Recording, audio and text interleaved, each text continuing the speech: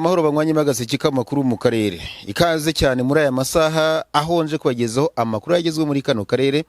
Birumvikana n'amakuru dusanzwe tumenyereye muri kano gaseke kacu. Amakuru yacu reka tuyohere muri Kongo Kinshasa ahavuga ubwegure bwa Bwana Vital Kamerhe. Uyu nguyu yarasanzwe ari perezida w'inteko ishinga amategeko ya Kongo Kinshasa, yeguye ku munsi w'ejo ku wa mbere. Ibitangazamakuru bya Kongo byavuze ko ku itariki ya 22 ni ku munsi w'ejo ku wa mbere mu ibaruwa yikiriyeho umukono yavuze ko yeguye kuri uyu mwanya ku mpamvu ze bwite. Yavuze ko kwegura kwe guteganywa n'amategeko shingiro y'itegeko nshinga rya Kongo nk'uko biteganywa mu ngingo yaryo ya 30. Kamerhe yeguye kuri uyu mwanya yo gushinjwa gucunga nawo umutungo no kubangamira imikorere y'inzego za leta. Abadepite ba Kongo barenga 200 bakize umukono ku nyandiko isaba kweguza bamwe mu bayobozi b'inteko ishinga amategeko uretse vice perezida wa mbere n'uwa kabiri. Ni mu mvururu zatangijwe n'abadepite b'ishyaka UDPS riri ku butegetsi, umuntu kuvuga ko ari mu ishyaka rya Tshisekedi, bateye hejuru bavuga ko Kamerhe adakwiye gukomeza kuyobora inteko ishinga amategeko ngo afite ibiganza byanduye. Kamerhe ufatwa nk'umunyapolitiki w'amayeri menshi kandi bafite imbaraga mu mukino wa politiki ya Kongo Kinshasa yagiye kuri uyu mwanya yeguyeho muri Gicurasi umwaka ushize, ubwo ni ukuvuga 2014. So ubwa mbere Vital Kamerhe ukomoka mu ntara y'Kivu y'Amajyepfo yari yicaye kuri iyo ntebe kuko uwo mwanya yawugiyeho kuva 2006 kugeza muri 2009. Uyu mugabo uzi guhindura ikarita ze kuri buri mukino kandi ntasobanye mu mudiho w'abari ku butegetsi yakoranye namo Bututse Seseko, Ruhande Zire Kabila ndetse akora n'umuhungu we Joseph Kabila. Muri 1984 nibwo Vital Kamerhe yatangiye politiki mu ishyaka rya UDPS rya SN Tshisekedi wa Murumba. Uyu ni se wa perezida Tshisekedi Chilombo. Guhera mu myaka za 90 yatangiye kubona imyanya ya politiki muri leta. Bikekwa ko yabari yashyigikiye perezida Bututse Seseko nubwo yagiye mu mashyaka atavuga n'ubutegetsi bwe. Ku butegetsi bwa Ruhande Zire Kabila nabwo yahawe imyanya itandukanye ya politiki. Muri 2002 yagize uruhare runini mu biganiro bigamije gushaka amahoro muri Asirazuba bwa Kongo. Abakurikirangira ngo murabyo gukora ibiganiro byabereye Science City muri Afurika y'Epfo. Muri 2004 yamaje Joseph Kabila ndetse aza kumugeza ku ntsinzi mu matora, nawe aterwa kuba umudepite Bukavu. 2006 atorerwa kuba perezida w'inteko ishinga amategeko. Muri 2009 yashwanye na Joseph Kabila, yavuze ko guverinoma yemereye ingabo z'u Rwanda kwinjira muri operation Umoja Wetu muri Asirazuba bwa Kongo itamenyesha inteko ishinga amategeko. Muri uwo mwaka yeguye ku mwanya we. 2011 yiyamarije ku mwanya wo kuba perezida wa Repubulika muri Kongo Kinshasa mu ishyaka rya ENC, aratsindwa agira amajwi 7%. Muri 2018 yifatanije na perezida wa Kongo Felix Antoine Tshisekedi Chilombo wamwemereye ko natsinda amatora azamugira minisitiri w'intebe, gusa Tshisekedi ntiyabikoze ahubwo yamugize umukuru w'ibiro bye. Muri 2020 Kamerhe agikura ibiro bya perezida wa Kongo yafunzwe ashinjwa kunyereza hafi $180 z'amadolari zazigenewe amacumbi y'abapolisi n'abasirikare. 2022 mu buryo butavuzwe rumwe Kamerhe agizwe umwere ndetse perezida Tshisekedi amushumbusha kuba minisitiri w'ubukungu muri guverinoma. Abadepite ba UDPS ya Tshisekedi begira inama yo gushaka Kamerhe yo kwirukana Kamerhe ku mwanya wa perezida w'inteko ishinga amategeko nyuma yo kuvumbura ko afite umugambi wo kwiyamamaza mu matora yo mu myaka iri imbere. UNC ishyaka rya Vital Kamerhe rivuga ko ibyo UDPS Tshisekedi yakoze bigamije gukura umuyobozi waryo mu rugo rwa politiki. Vital Kamerhe amaze igihe harabika u Rwanda arushinja kuba nyirabayazana n'umutekano muke maze imyaka irenga 30 mu Asirazuba bwa Kongo. Nyuma yo guhagamwa n'ishyaka rya Tshisekedi, ubu ngo ashobora kwisanga imbere y'ubutabera. Uko nuko yegura kwabaye perezida wa Kongo Felix Antoine Tshisekedi Chilombo ari muri Amerika aho yitabira inteko rusange ya Loni. Ibitangazamakuru byavuze ko yatunguwe ariko ko ngo weguye azakomeza kuba inshuti ye.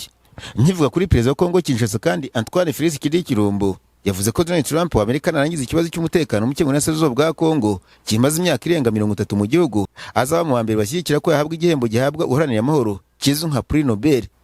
Ni ingingo Tshisekedi yagarutseho ku wa mbere ari New York muri Amerika yitabira inteko rusange ya Loni. Yavuze ko ikibazo cy'umutekano muke muri Kongo kimaze imyaka irenga 30 kandi ko bategetse Amerika batandukanye bananiwe kukirangiza. Ati intambara imaze imyaka irenga 30 ndetse ba perezida bane ba Amerika bakinjiyemo ariko bananirwa kugarura amahoro. Uyu munsi perezida Trump yakirangiza nzaba wa mbere uzatora ko ahabwa Prix Nobel. Muri Kamena umwaka Tshisekedi nabwo yari yavuze ko Trump narangiza intambara akwiriye guhabwa igihembo cya Prix Nobel. Kuba perezida Trump akwiriye igihembo cya Nobel mu gihe yarangiza intambara ni ingingo yanashimangiwe na minisitiri w'ububanyi n'amahanga w'u Rwanda Olivier Nduhungirehe hari muri Nyakanga uyu mwaka turimo. Nduhungirehe yavuze ko umuntu waje gutuma ikibazo cy'umutekano muke cyari muri Asirazuba bwa Kongo kibonerwa umuti akuri igihembo cya Nobel kuko akemuye ikibazo cyari kimaze imyaka irenga 30.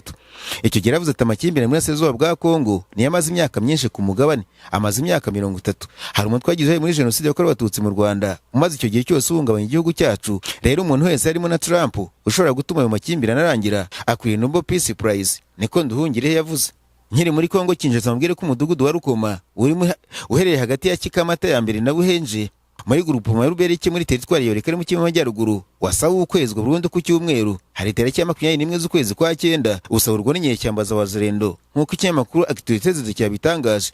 Amakuru yatanzwe n'abaturage yavuze ko abasahuzi bitwaje imbunda bahageze mu gitondo mu gihe abaturage bitegura kujya gusenga batarashe isasu na rimwe batangiye gusaba ibintu by'abaturage. Abasahuye bavuze ko babateye bakekwa ko mu mutwe witwaje intwaro mu Mouvement d'Action pour le Changement cyangwa se MAC bagiye mu nzu ku yindi batwara ibintu byose bahisemo.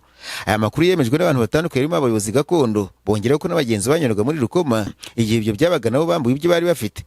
Abamotari batwaye ibicuruzwa bivuye muri Goma berekeza Walikale nabaguye mu maboko yabo barwanya.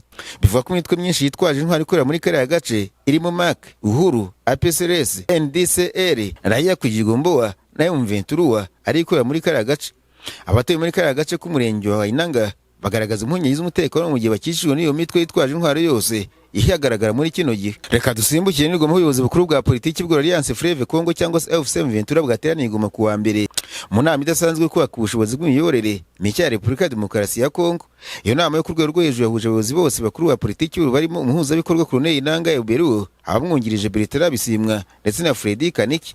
Hari kandi abanyamabanga bahoraho Benjamin Mbonimpana Deriyo Kimburungu ndetse n'abayobozi b'amashami y'itumanaho, imari n'ubukangurambaga. Abahagarariye umugaba mukuru w'ingabo z'impinduramatwara za Congo ARC ba guverineri bombi bakiva amajyaruguru na kiva amajyepfo hamwe n'abungirije bose nabo bari bitabiriye inama bere mu mujyi wa Goma. Gusa ntiyatangajwe imyanzuro yagezeho. Hari amakuru ariko kandi avuga ko umuryango w'ubukungu byo mu majyepfo ya Afurika SADC uri kwishyuza Kongo Kinshasa za miliyoni z'amadolari yemerera ingabo zawo zari zoherejwe kurwanya intambara kiriya gihugu kirwana muri M23 mu kuboza kwa 2023 nibwo SADC yohereje ingabo muri Kongo Kinshasa kugira ngo zifashe FARDC za kiriya gihugu zari zisumirijwe na M23. Kinshasa yitabaje ingabo za SADC nyuma y'uko yari imaze kwirukana iz'umuryango wa Afurika y'Iburasirazuba. Perezida Tshisekedi yahoye kuba zaranze kujya mu mirwano M23 nk'uko yabyifuzaga. Muri Mata y'umwaka nibwo SADC yatangiye gucyura ingabo zo mu bihugu bya Afurika y'Epfo, Malawi na Tanzania zakorana ku ruhande rwa leta ya Kongo nyuma yo gutsindwa mu mirwano yasize muri Mutarama uyu mwaka. M23 yigarura umujyi wa Goma. Izi ngabo cyakora zatashye leta ya Kongo itaziye amafaranga yari yaremereye kuzatanga mu butumwa bwazo bwari bwariswe SAMIDRC. Ikibazo cy'aya mafaranga cyaganiriwe mu nama 45 yo kuri bihugu bya SADC yibereye Antananarivo muri Madagascar mu kwezi gushize.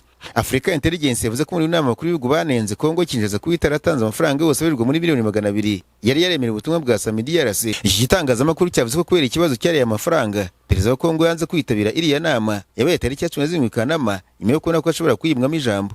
Amakuru avuga ko muri miliyoni 200 z'amadolari Kinshasa yaremereye ingabo za SADC yashoboye gutangamo 78 yonyine. Kuri aya makuru ava muri Afurika yavuga ko abasirikare b'iki gihugu bakomeje gushyira igitutu ku gisirikare cyacyo basaba kwishyurwa amafaranga bemerewe ubwo bari mu butumwa muri Kongo Kinshasa, bitaba ibyo bakigaragambye cyangwa se bakajya mu nkiko. Naho muri Uganda bivuga ko bashaka kuba Canada perezida umwaka utaha batangiye kugeza imikono kuri komisiyo y'igihugu y'amatora. Ibitangazamakuru by'Uganda byavuze ko komisiyo y'amatora uyu munsi kuwa kabiri yakiriye perezida Yoweri Kaguta Museveni urimo ushaka manda ya 8 umwaka utaha.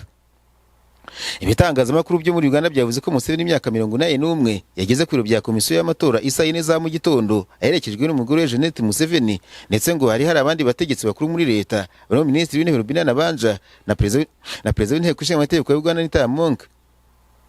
Ibyo bitangazamakuru byavuze ko perezida Museveni umaze imyaka hafi 40 ku butegetsi ari wa mbere wajyanye iyo mikono kuri komisiyo y'amatora nyuma yo kubandi batandukanye barimo abacyagura Batarias Bobi Wine wo mu ishyaka NUP bagaragaza ko imikono yabo yanzwe. Itangazamakuru rya Uganda ryavuze ko nyuma yo kujya impaka kuri diplome za Museveni yaje kwanzura ko perezida Museveni imikono yose yayibonye ya ngombwa. Perezida Museveni yongeye kugaragaza ko ashimira abanyamuryango b'ishyaka NRM mubere perezida bongeye kumugirira icyizere bakamugira umukandida mu matora azaba mu kwezi kwa mbere umwaka utaha. Museveni yongeye kuvuga ko mu gihugu cyarwanije ruswa, amahoro n'umutekano byagarutse, ariko akanengwa ko mu gihugu nta burenganzira n'ubwisanzure mu bya politike ndetse no kuvuga icyo umuntu atekereza. Komisiyo y'amatora muri Uganda igaragaza ko izarangiza kwakira imikono bashaka kuba kandida ku mwanya wa perezida itariki 24 z'ukwezi kwa 9, ubwo ni ukuvuga kwa gatatu mw'iki cyumweru turimo. Kenya perezida William Ruto yavuze ko abapolisi bareje kugarura amahoro muri Haiti bafite ibibazo bikomeye byo guhangana n'ibihazi byigumuye kuri leta, cyane cyane ko bafite ibikoresho bidahagije, imodoka zishaje za caguwa ndetse n'ibindi bibazo bijyanye no gucunga umutekano. Perezida Ruto yavuze ko bari batekereje kureza abapolisi 2500 ariko ukurikije ubushobozi igihugu kidafite buhagije burimo ibikoresho byangombwa byo guhangana n'abo mubandi ngo umubare wose ntabwo wigeze ushyika. Ruto yavuze ko yatunguwe no kuba abapolisi barageze muri Haiti bagasanga n'izindi ngabo zihari bose nta bikoresho bihari, nyamara bahanganye n'ababandi yitwaje intwaro. Amakuru agizwe muri Afurika mabwire ko Burkina Faso, Mali na Niger byatangaje ko byikuye mu bihugu byemera urukiko mpuzamahanga bya ICC birushinja ko igikoresho cyifashishwa n'amahanga mu bukoloni bushya. Mu itangazo ibyo bihugu byakize hanze byavuze ko icyemezo kivuze ko nta mwanzuro cyangwa se ububasha bwa ICC bizongera kwemera. Iri tangazo rikomeza rivuga ko ICC yagaragaje ko idafite ububasha bwo kuranisha ibyaha by'intambara bigaragarira buri wese, ibyo basirikira muntu, ibya jenoside n'ibyaha by'ubushotoranyi. Abategetsi b'ibyo bihugu bashinja ICC kwibasira ibihugu bidafite imbaraga cyane cyane byo ku mugabane wa Afurika. ICC ni urukiko rw'umuryango w'Abibumbye rwashinzwe 2002 kugira ngo rukurikirane ibyaha bya jenoside, ibyo basirikira muntu n'ibyaha by'intambara n'ubushotoranyi. Mu bihe bitandukanye abategetsi b'Afurika bagiye banenga imikorere y'uru rukiko bashinja kuyibasira, nyamara rugakorera mu kwaha kw'Abanyaburayi n'Abanyamerika. Reka nsoreze muri uru rukiko bambwira ko urukiko mpuzamahanga bya ICC rwareze Rodrigo Duterte wahoze ari perezida wa Philippines ibyaha byibasiye inyoko muntu. Uyu wahoze ari perezida w'imyaka 80 ashinjwa kuba ari we kuryozwa impfu z'abantu babarirwa muri za 100 biva ko zari zimwe mu bigize icyo yise intambara yo kurwanya ibiyobyabwenge, aho abacuruzi b'ibiyobyabwenge bike barirwa mu bihumbi, ababikoresha n'abandi bishwe nta manza baciriwe. Inyandiko y'ikirego cya ICC irimo byinshi byakuyemo mbere yo gutangazwa yo muri Nyakanga uyu mwaka, ariko yatangaje gusa ku wa mbere. Umushinjacyaha wungirije wa ICC Ndiaye Niang yavuze ko Duterte ari umufatanyacyaha uziguye mu bwicanyi. Urukiko rwavuze ko bwakozwe n'abandi barimo n'abapolisi. Ikirego cya mbere Duterte yarezwe kijyanye n'uruhare bivuga ko yagize mu icwa rya 19 mu mujyi wa Davos hagati y'umwaka wa 2013 na 2016 ubwo ari umukuru w'uwo mujyi cyangwa se meya. Ibindi birego bibiri bijyanye n'igihe ari perezida wa Philippines hagati ya 2013 na 2022 igihe yatangizaga icyo yise intambara yo kurwanya ibiyobyabwenge. Ikirego cya kabiri kijyanye n'icwa rya 18 b'agaciro gakomeye mu bice binyuranye by'icyo gihugu.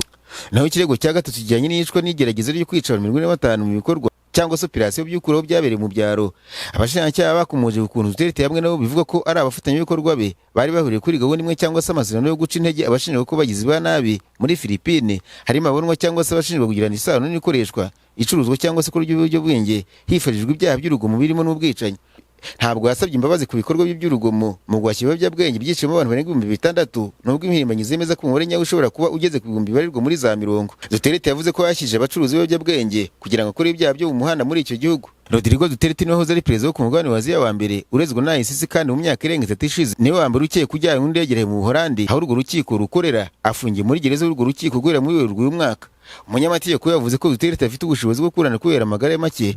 Muri Gicurasi umwaka wahoze ari perezida wongeye gutorerwa ku mujyi wa Davao nubwo ari muri gereza. Umuhungu we Sebastian wari meya guhera umwaka wa 2022 yakomeje kuba meya w'agateganyo mu mwanya wa se. Abashyigikiye Duterte bashinje ICC gukoreshwa nk'igikoresho cya politiki na perezida wa Philippines ubu Ferdinand Marcos washwanye ku mugaragaro w'umuryango ukomeye wa Duterte. ICC urebye nta bubasha ifite bwo guta muri yombi abantu hatabaye ubufatanye bw'ibihugu barimo. Kenshi cyane ibihugu byanga kwifasha kubata muri yombi, kandi imbere Marcos yapfubije igitekerezo cyo gukorana na ICC, ariko biza kurangira ateye muri yombi we yasimbuye.